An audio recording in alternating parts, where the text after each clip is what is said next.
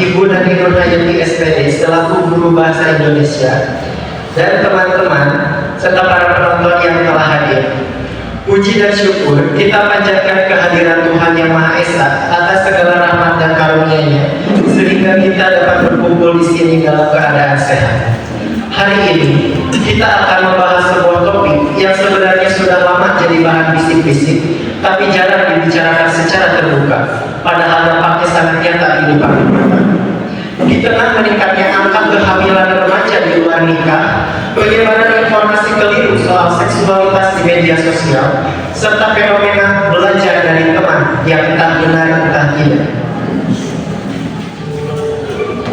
Melihat kenyataan ini, penting bagi kita untuk membuka ruang diskusi tentang bagaimana pendidikan bisa berperan dalam membekali remaja agar lebih sadar dan bertanggung jawab terhadap dirinya sendiri. Maka dari itu, debat hari ini mengangkat tema, apakah pendidikan seks perlu diajarkan di sekolah? Debat ini akan menghadirkan dua sudut pandang berbeda. Panelis pertama akan menyampaikan argumen pro atau mendukung pendidikan seks di sekolah. Panelis kedua akan menyampaikan argumen kontra yang menolak ide tersebut. Dan nanti akan ada juga panelis ketiga yang bersifat netral, yang akan mencoba menyampaikan pandangan secara seimbang dari kedua sisi. Saya sebagai moderator akan memandu jalannya debat ini. Adapun alur debat kita adalah sebagai berikut. Pertama, penyampaian argumen dari panelis pro dan kontra secara bergantian. Kedua, sesi tanya jawab atau tanggapan antar panelis pro dan kontra. Ketiga, penutup dan kesimpulan dari saya selaku moderator. Baik, mari kita mulai dengan panelis pertama, yaitu Vera Erdianti dan Intan Puspitasari, yang akan menyampaikan pandangan pro terhadap pendidikan seks di sekolah. Silakan.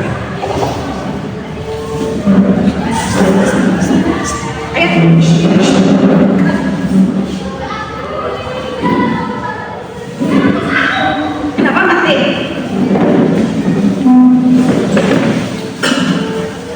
Pendidikan seks adalah hal yang penting diajarkan di sekolah karena banyak alasan. Pertama, pendidikan seks dapat membantu remaja memahami tubuh mereka dan perubahan fisik yang terjadi selama masa pubertas. Ini membantu mereka memahami kesehatan tubuh dengan lebih baik serta mengenali tanda-tanda perubahan yang mungkin membingungkan jika tidak diberi penjelasan yang benar.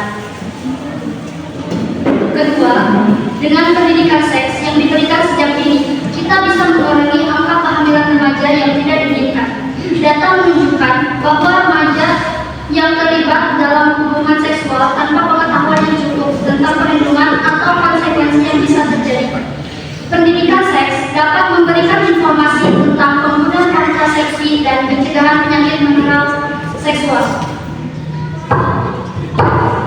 Selain itu, pendidikan seks juga penting untuk membentuk pemahaman tentang hubungan yang sehat dan saling memahami. Hal ini sangat penting agar para remaja bisa menghindari kekerasan seksual atau hubungan yang tidak sehat di masa depan.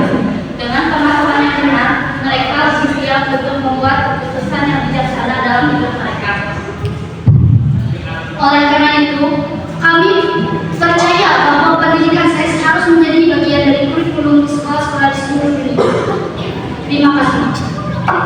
Terima kasih banyak atas penjelasan yang sangat informatif.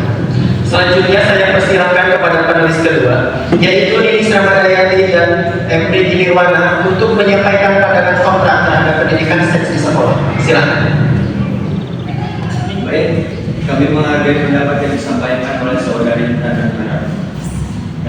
Namun kami berpendapat bahwa pendidikan seks tidak perlu diajarkan di sekolah pada usia dini. Pertama, pendidikan seks adalah masalah yang sangat pribadi, dan orang tua seharusnya memiliki peran utama dalam memberikan pendidikan tentang seks kepada anak-anak mereka. Sekolah harus berfokus pada pengajaran dasar akademik dan keterampilan hidup yang lebih umum, bukan pada hal-hal yang seharusnya diajarkan dalam lingkungan keluarga. Kedua, meskipun niatnya adalah untuk melindungi remaja dari konsultasi penyakit, saya khawatir bahwa pendidikan seks justru dapat mendorong perilaku seksual yang lebih cepat. Beberapa penelitian menunjukkan bahwa anak yang diajarkan tentang seks di usia dini cenderung lebih cepat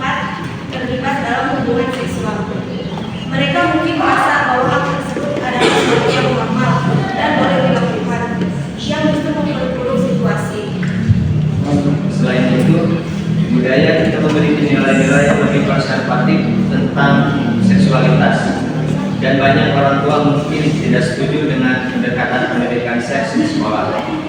Pengajaran ini bisa bertentangan dengan nilai-nilai agama atau budaya yang ada di dalam masyarakat kita. Dan ini bisa menyebabkan ketegangan antara sekolah dan keluarga.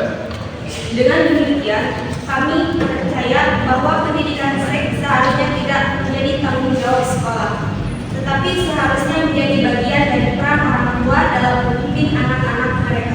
Terima kasih. Terima kasih atas pandangan yang sangat menarik dan penuh pendidikan. Selanjutnya kita masuk ke sesi tanya jawab dan tanggapan. Pertanyaan pertama saya ajukan kepada Vera dan Intan. Bagaimana tanggapan Anda terhadap kekhawatiran Inis dan Priti yang mengatakan bahwa pendidikan seks di sekolah justru bisa mendorong remaja lebih cepat terlibat dalam perilaku seksual? Saya memahami kekhawatiran dari Prigi dan saudara Prigi dan saudari Inis, tetapi penting untuk dicatat bahwa pendidikan seks bukan tentang mendorong perilaku seksual, melainkan memberikan informasi yang tepat dan bertanggung jawab. Dengan pengetahuan yang benar, remaja akan lebih memahami konsekuensi dari hubungan seksual, baik itu terkait dengan kehamilan yang tidak diinginkan atau penyakit menular seksual. Pendidikan seks yang diajarkan dengan cara yang sesuai usia dan etika dapat membantu mereka membuat keputusan yang lebih bijaksana. Terima kasih atas jawabannya yang sangat jelas. Selanjutnya, saya persilakan kepada Minister Priti untuk memberikan tanggapan terhadap jawaban tersebut. Silakan. Baik, kami akan memberikan tanggapan terhadap jawaban dari saudari Vera dan Intan. Meskipun kami setuju bahwa pendidikan yang tepat bisa membantu, saya tetap berpikir bahwa tidak ada yang lebih baik daripada pendidikan yang datang dari orang tua yang memiliki pemahaman dan nilai-nilai yang ingin mereka tanamkan. Sekolah mungkin tidak selalu bisa mengerti konteks keluarga atau nilai-nilai pribadi yang dianut oleh anak. Oleh karena itu, kami tetap percaya bahwa diskusi tentang seksualisasi lebih baik dilakukan dalam keluarga, di mana anak-anak bisa terbuka dan merasa nyaman.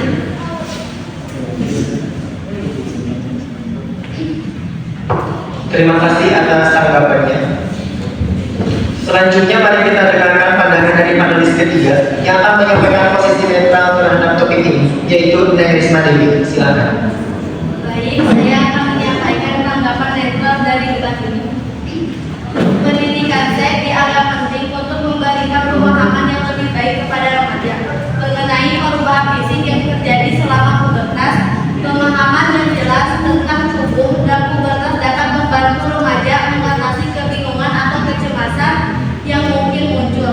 Selain itu, dengan informasi yang tepat tentang kontrasepsi dan pencegahan penyakit menular seksual, pendidikan seks dapat berperan dalam mengurangi angka kehamilan remaja yang tidak direncanakan. Pendidikan seks juga dapat mengajarkan remaja tentang hubungan yang sehat dan saling menghormati, serta mengurangi risiko kekerasan seksual. Banyak yang berpendapat bahwa pendidikan seks yang diajarkan di sekolah dapat memberikan informasi yang lebih terstruktur dan terkontrol dibandingkan dengan informasi yang diperoleh dari sumber yang kurang dapat dipercaya. Di sisi lain, ada yang berpendapat bahwa pendidikan seks adalah masalah yang lebih tepat diajarkan oleh orang tua, karena mereka lebih memahami nilai-nilai keluarga dan budaya. Beberapa juga khawatir bahwa pengajaran seks di sekolah bisa mendorong perilaku seksual yang lebih cepat pada remaja, meskipun pandangan ini masih diperdebatkan dalam konteks budaya dan agama tertentu. Pendidikan seks di sekolah mungkin dianggap bertentangan dengan nilai-nilai yang diajarkan kepada anak-anak.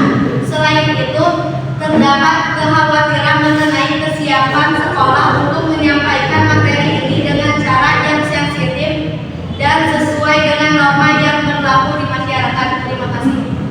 Terima kasih atas pandangan yang seimbang dan reflektif. Setelah mendengar pandangan dari ketiga panelis, kita jadi semakin sadar bahwa pendidikan seks bukan sekadar soal boleh atau tidak, tapi soal menyelamatkan generasi muda dari keputusan yang bisa mengubah hidup mereka selamanya.